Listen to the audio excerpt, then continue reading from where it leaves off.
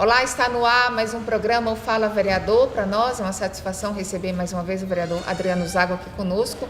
Vereador, muito obrigado pela sua participação. Nós que agradecemos a oportunidade de uma vez mais conversar com a nossa população por meio do programa Fala Vereador. Temos muito a conversar aqui hoje. O tema é bem polêmico, né, vereador? É com relação aí ao aumento do preço do serviço da taxa de água no município de Uberlândia de 15%, que vem desde o ano passado, assim como também a questão da taxa de coleta de lixo, né, dos contribuintes que não pagaram no ano passado, em função de uma intervenção do Ministério Público com a Prefeitura, com relação justamente à transferência dessa taxa de coleta de lixo, do serviço da coleta de lixo da Secretaria de Obras para o DEMAI, e isso gerou aumento também dessa coleta da taxa de lixo. O Ministério Público interveio na causa, né? E esse contribuinte deixou de pagar no ano passado, vindo esse ano a ter o nome inserido na dívida ativa. Vereador, o projeto veio, o prefeito, assim como ele fez decretos aí para aumento do serviço da taxa do serviço da água no município de Uberlândia, e também com relação a encargos, ele retroagiu, né? Quer dizer, o preço para quem não, a multa de 20% do ano passado, para quem não havia pago a taxa de coleta do lixo, ela diminuiu para uma taxa de 2%, assim como o Código de Defesa do Consumidor, né? Houve esse projeto aqui. Qual foi? Vocês colocaram aí, não era um mérito da Prefeitura, mas sim uma ação judicial. Foi o foco principal do senhor aqui na Sim. Como bem observado por você nesse histórico, é preciso rememorar a população tudo o que está acontecendo com a autarquia DEMAI. No início do ano de 2017, ao assumir o seu terceiro mandato como prefeito, o nosso prefeito ele fez algumas mudanças administrativas. Dentre elas, ele repassou o serviço de coleta de lixo, que era de competência da Secretaria de Serviços Urbanos, para o DEMAI, além, como você lembrou também, do serviço de drenagem pluvial, que é o serviço de drenagem da água das chuvas, que era da Secretaria de Obras, passando para o DEMAI. À época nós contestamos, eu votei contra esse projeto, porque já sabia que isso traria problemas para o caixa do DEMAI. O contrato do lixo, ele custa aproximadamente 60 milhões de reais por ano. O projeto tem determinação expressa de que a Prefeitura repassaria os recursos para o DEMAI para adimplir, para cobrir esse contrato.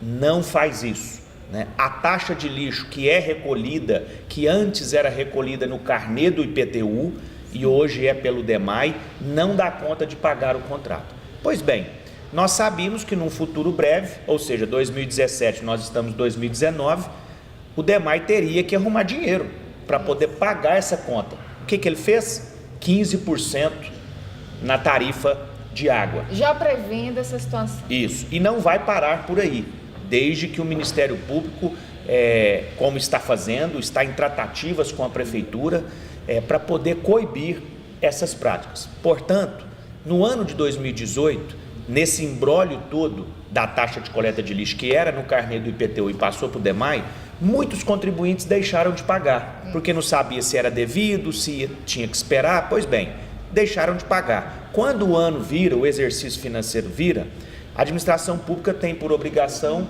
lançar essa dívida no que nós chamamos de dívida ativa, é o cadastro de devedores do fisco. E era obrigação, porque senão a Prefeitura... Obrigação. E aí o DEMAI já cometeu mais uma irregularidade, cobrando uma taxa, o ano passado, de R$ 8,03, pelo simples lançamento na dívida ativa. Um verdadeiro absurdo. Então vou te dar um exemplo simples. Uma parcela de R$ 10 da taxa de coleta de lixo, só para lançar na dívida ativa R$ 8,03. Ora, a taxa custa 10, para lançar 8, isso é um absurdo, e como eu tenho recorrentemente dito, isso é um assalto. Fomos ao Ministério Público. Esse decreto foi revogado pelo prefeito. Vitória do nosso mandato, que denunciou, o Ministério Público recomendou e o prefeito revogou o decreto, né? No projeto de lei que nós discutimos na Câmara, nós queríamos deixar expresso, por emenda, de que era proibido a cobrança dessa taxa, mas não fomos aí exitosos, né, pela independência que temos na casa, a emenda foi rejeitada.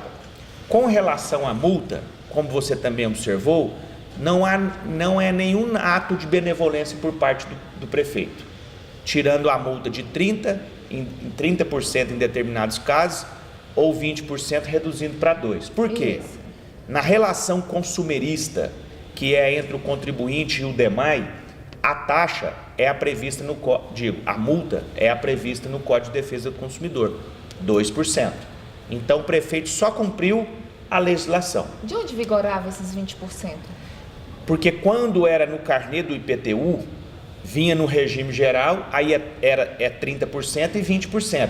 Passando para o DEMAI, ele esqueceu que a relação é outra. Que a relação Então a multa tem que ser de 2%.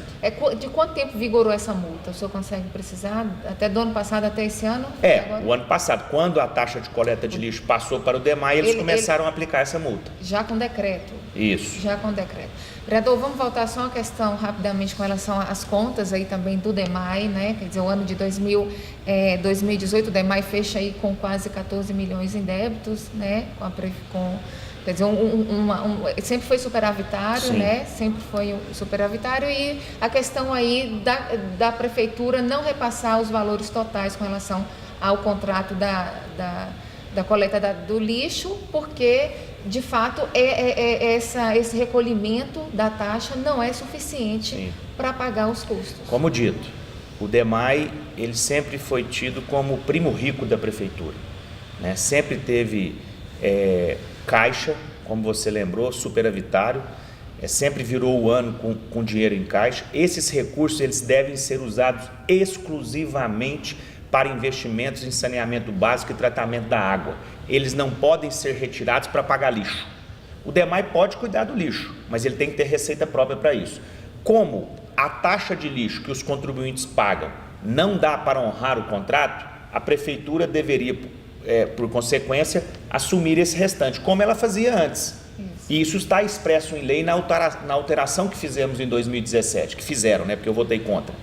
Só que ela não passa esse dinheiro. Pelo contrário, ela falou assim, eu vou tirar esse abacaxi da minha mão e vou passar lá para o DEMAI. E já viu um débito com a Limpebras também. Isso. Né? Agora, o DEMAI está tendo que tirar recursos do seu caixa para poder pagar o contrato do lixo, o que vai onerá-lo, obviamente, e vai prejudicar os investimentos que o DEMAI tem que fazer em saneamento e no tratamento da nossa água. Nesse caso, o Ministério Público, ele está vendo essa situação também? Claro, desde 2017, quando já fez essa transferência, nós denunciamos isso no Ministério Público. Que há um problema até de abastecimento, parece, de água no município de Uberlândia, Sim. já com toda essa situação, né? Com falta de investimento, uma autarquia, né? Que sempre foi, como se diz, não só o primo rico, né?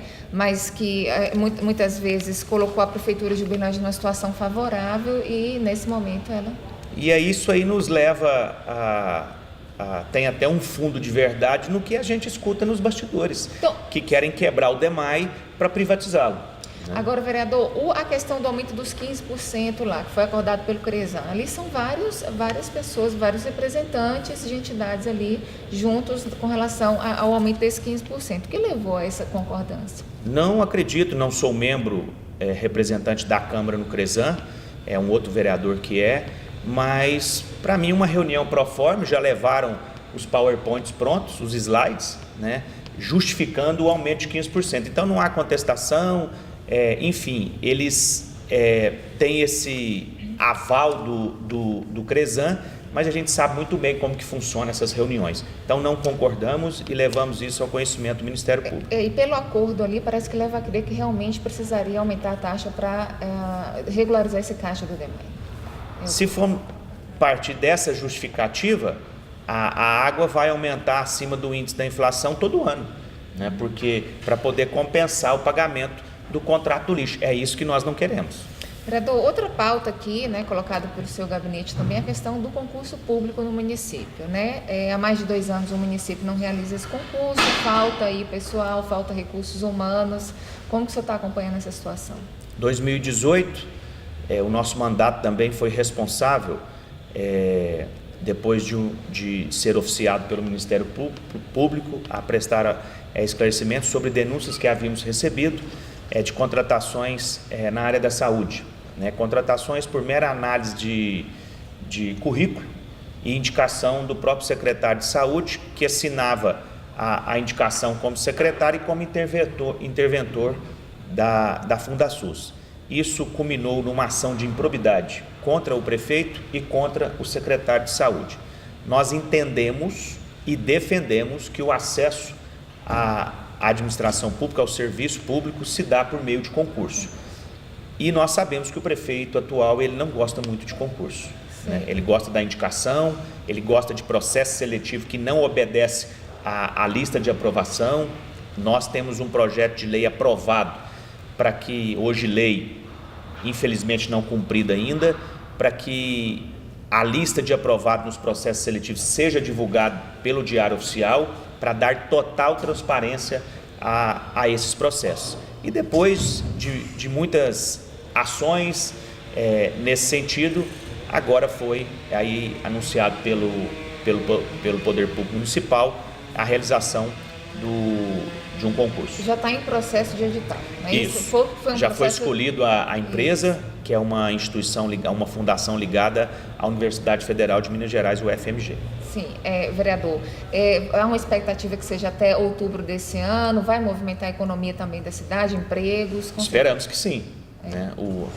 Diante do desemprego crescente no nosso país, hoje quase 14 milhões de desempregados, Uberlândia não é diferente.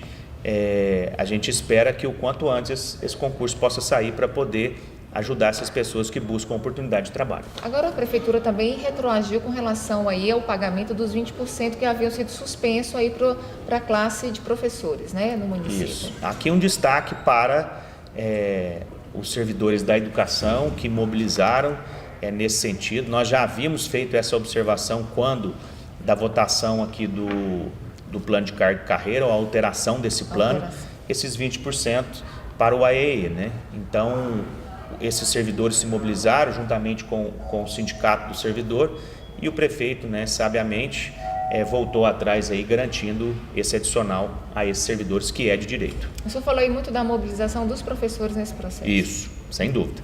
Vereador, a gente também pode falar aqui a questão, né, estendendo concurso público, plano de carreira, também a questão do reajuste do servidor. O senhor já colocou isso no programa anterior, o senhor também... Isso. É um assunto que o senhor sempre Nós fala. apresentamos um requerimento, às vezes as pessoas confundem que a gente esteja reivindicando aumento para os servidores. Não é aumento.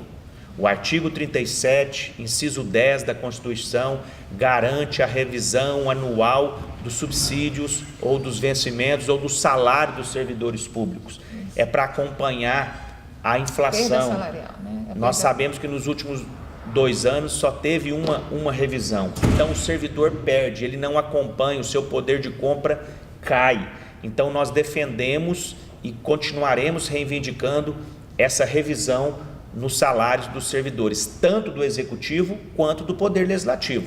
Mas, infelizmente, o nosso presidente, o que eu estou falando aqui é público, já disse isso a ele fica esperando, né, a revisão do Poder Executivo para fazer do Poder Legislativo. Eu não concordo, porque somos poderes independentes, conforme determina a Constituição. Mas, para não se indispor com o governo, ele não faz do Poder Legislativo. Nós temos o recurso para isso, temos condições para isso e defendemos essa revisão anual dos servidores. Agora, qual é a obrigatoriedade do município em conceder essa revisão, já que muitas vezes o Ministério Público, por exemplo, não age de forma a obrigá-lo a fazer? A obrigatoriedade está na própria Constituição, como disse anteriormente, no artigo 37, inciso 10. Que prevê essa revisão anual. Mas o atual governo, estrategicamente, né, com esse discurso de calamidade financeira, ele se fundamenta que não pode dar essa revisão por conta desse estado de calamidade, mas não é o que nós vemos no município.